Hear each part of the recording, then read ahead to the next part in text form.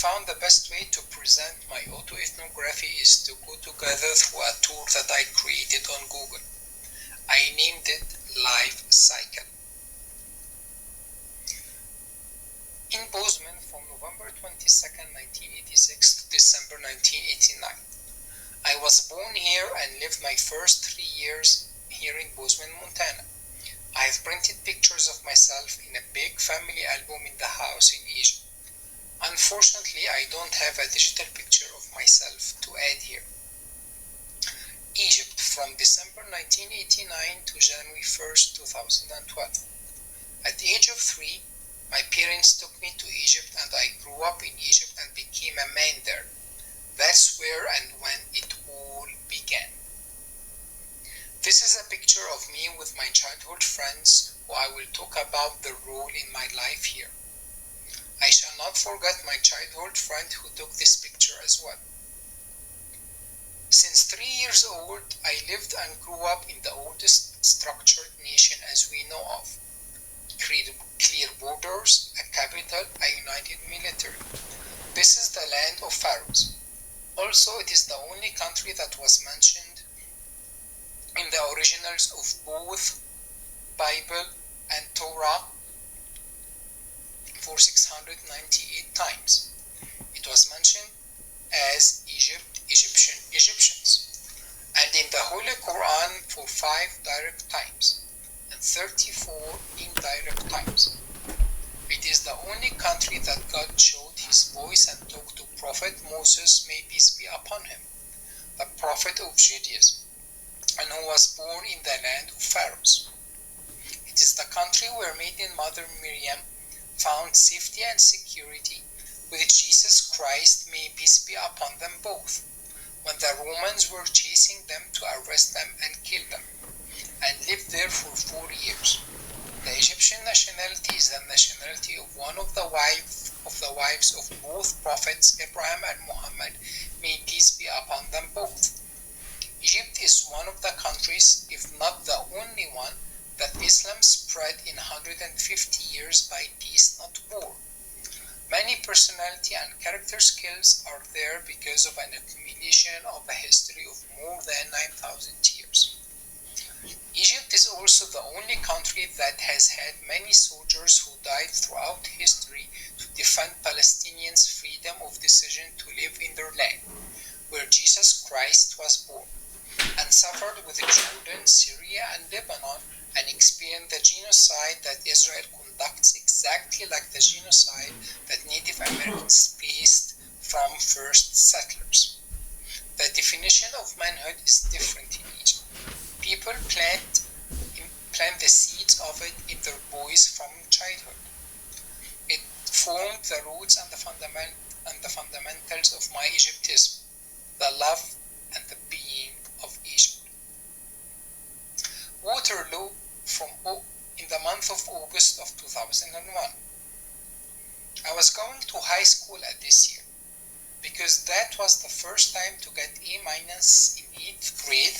My father fulfilled his promise to me to visit my first big sister Sumaya, who was living in Waterloo, Ontario, Canada at that time. We visited many places. It was my first travel. Fortunately, it was right before 9/11 events when everyone started to go crazy about Muslims until Obama got elected in 2008. Then it decreased. But it is still there if you live in the Eiffel Tower in education, your college degree, and talk with locals about trusting and marrying a Muslim. I am lucky I was in Egypt during that period. It was safer to me. I have to give praise to all Muslims who lived in USA during 9/11 and until now, who got into hardship times and experiences. Many wanted to harm them and threaten them. Sometimes they were killed. They were posted at the limits of patriotism by the American society in general.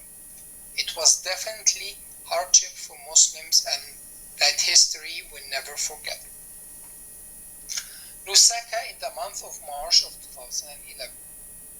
Despite of being binational and having the American nationality, I was offered to work in the Egyptian government in the agency that regulates electricity electricity and energy system of Egypt. We were directly reporting to the Prime Minister and the Secretary of Energy and Electricity of Egypt. Both because Egypt is in the northeast of Africa and connects it with Asia through Sinai, and it was a co-founding country of the African Union, I was nominated to represent the agency and so the Egyptian government in an African event in Lusaka, Zambia, where I met many peers from different African countries. I was very tired and almost asleep in this picture. I guess it was after a long day of work. In Japan, from May 29 in 2011 to June 29 in 2011. This is the trip that was never expected or planned in my life. It was also a work trip for a whole month.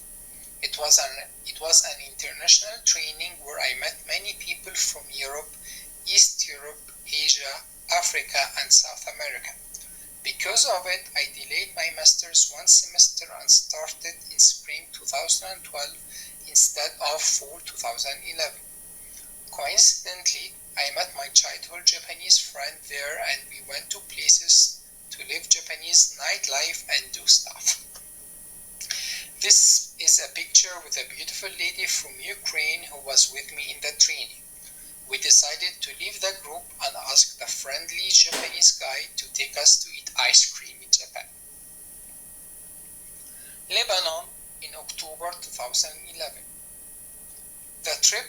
The trips to Lusaka and Japan were mainly for work, but this one was a vacation with some friends. We knew nightlife in Lebanon as well, and it was interesting to live in a very rich drug dealers area in North Lebanon mountains.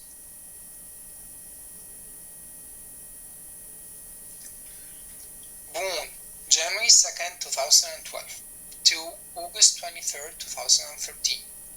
I was admitted in the master's program in the Department of Technology at that time, in Appalachian State University. I studied renewable energy engineering. I did my dissertation on June 23, 2013. It was on determining the accuracy of residential solar trackers.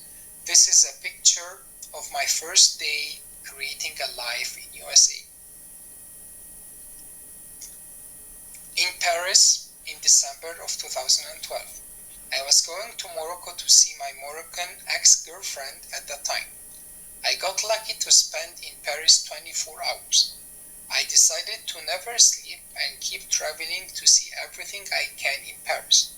I also insisted to never speak English and always speak French to keep my French language good. Many funny situations happened. It was fun. This picture was me having dinner. Bozeman from August 3, 2014. I was always having a dream to go back and where I was born. I was admitted in the PhD of mechanical engineering in the mechanical engineering department in MSU for fall 2014. Here I found my passion towards education.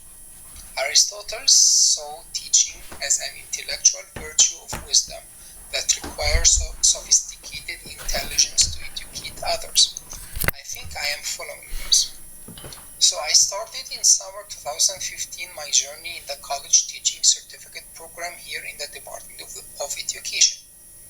I was honored that Dr. Winchief was the first Native American person who I meet here in the department. I was in a big crossroads in my life. He and Dr. Myers stood by me and supported me. Also, I would have not been able to finish the program without the help and support of Dr. Myers and my godbrother Michael Boston, who is the president of Comfort Systems of Montana Incorporation here in Bozeman. From May 2018, I had some conversations with Dr. Myers about starting another PhD journey in the Department of Education. She encouraged me, but also answered all my questions and inquiries. Until I submitted an application and was accepted in March of 2019. I was in Egypt at another hardship that took all my father and Sumayya's deep philosophies in life. I would have never been able to return back to MSU without the support of my beloved favorite sister, my very eyes, Ruqayya. In addition to Ruqayya's support, I can never forget the support of my childhood friends from K-12, from K-12 as well. I dedicate my PhD journey to all people who I mentioned here and to my academic big sisters and big brother in my plan of study community.